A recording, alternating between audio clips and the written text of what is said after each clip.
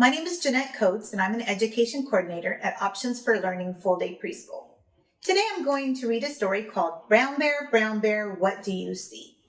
It's one of the children's favorite books due to its repetitive nature and the fact that they can anticipate what comes next in the story. So children are able to read it themselves, and that makes them really enjoy this book. After I'm done reading the story, I am going to share some bookmaking ideas with you. And so I hope you parents stick around so you can become familiar with the story as well. So kids, how many of you have heard this story? Have you heard it before? Yes. Great. Then you can read it with me. Brown bear, what do you see? On the title page, it has the title of the book, Brown Bear, What Do You See? By Bill Martin Jr. He's the author. That means he made the words and created the story. And the pictures are by Eric Carle. He's the illustrator. And he painted the pictures. Brown bear, what do you see? I see a red bird looking at me. Red bird, what do you see? I see a yellow duck looking at me. Yellow duck, what do you see? I see a blue horse looking at me. Blue horse, what do you see? What do you think it is? I see a green frog looking at me. Green frog, what do you see? I see a purple cat looking at me. Have you ever seen a purple cat? No. Me neither. Purple cat, what do you see? I see a white dog looking at me. White dog, what do you see? I see a black sheep looking at me. Black sheep, what do you see? I see a goldfish looking at me. Oftentimes goldfish are orange, huh?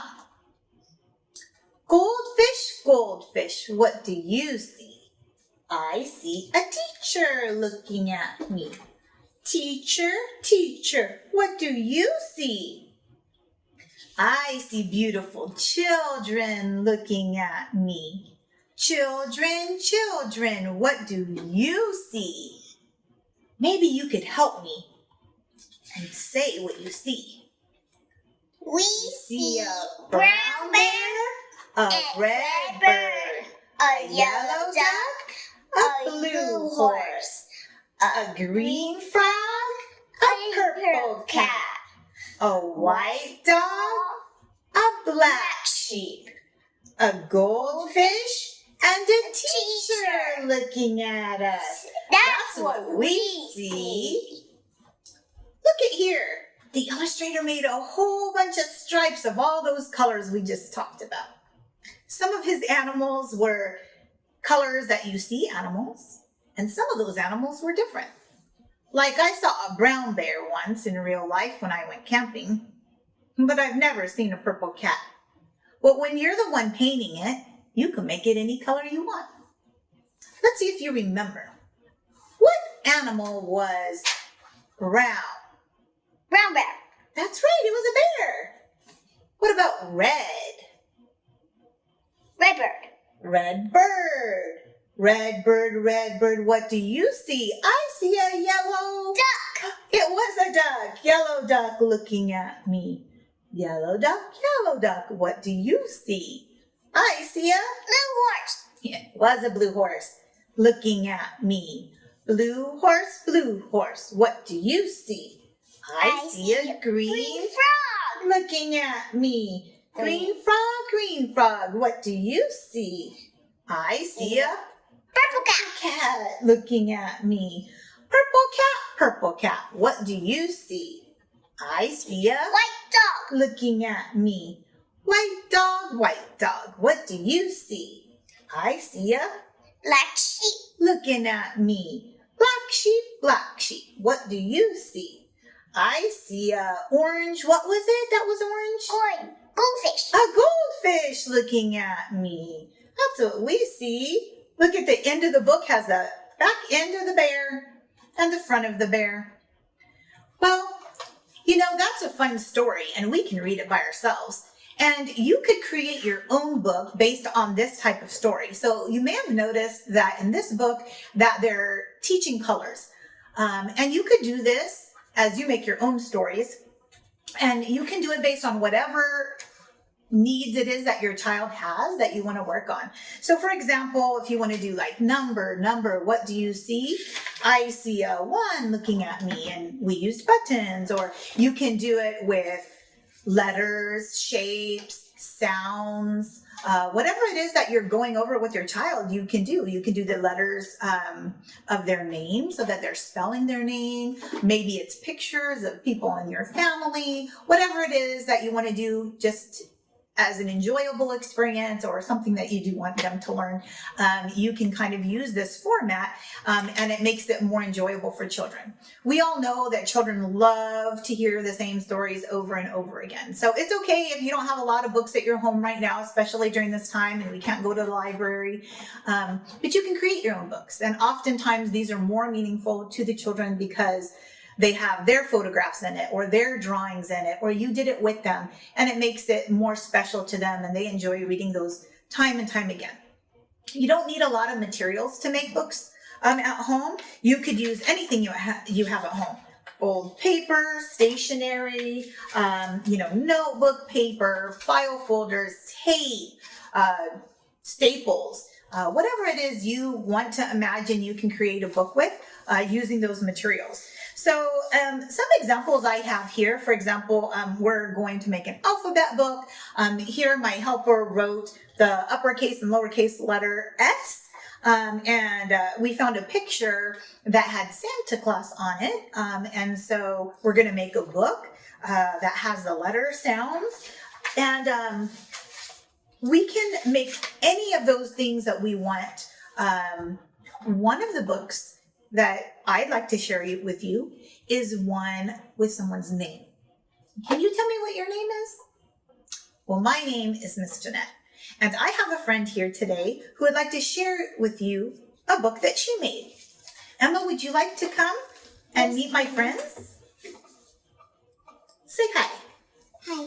This is Emma, and Emma made a book so that she could learn the letters of her name, so she could spell her name. So Emma, can you share this book with everybody? Mm-hmm. All right. So what does it say here? Emma, what do you see? I see a letter. E looking at me. E. What do you see? I see a M looking at me. M. What do you see? I see a M looking at me. Another M. You have 2 M's. M. What do you see? I see a looking at me. A.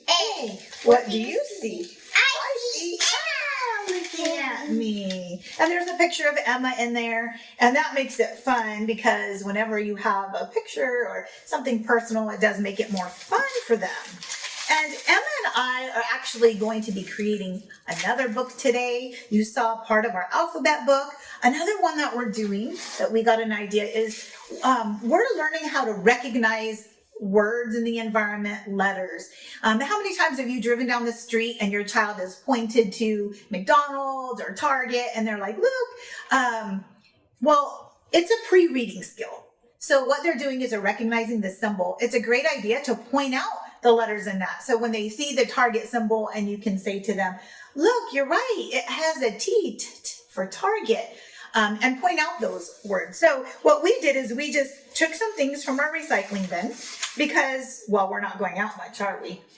And we have some items such as boxes of cereal and other grocery items that we found. And we're gonna put these in a book and we're gonna say the words. So Emma, can you tell me what do you think this says? Cheerios. Cheerios. How do you know that says Cheerios? in my mind. Your And mind. I remembered. You remembered. You remembered that has Cheerios, and there's a picture to help you, and it says ch, right? Cheerios. Oopsie. And so what we're going to do is we're going to tape this or glue this onto a paper, and we're going to say Cheerios, Cheerios. What do you see? I see. What do you think this is? Spaghetti. Spaghetti. How did you know this said spaghetti? Because I read it in my mind like that. Like Cheerios. Did the S help you? Yeah, spaghetti. Spaghetti, spaghetti. What do you see? I see white rice looking at me. That's a hard one to say. White rice looking at me. So we just took some items from our home and we're going to just create a book together. And we really enjoy that, and we love creating our own library here at home. So I hope you have fun, and we really look forward to seeing you again.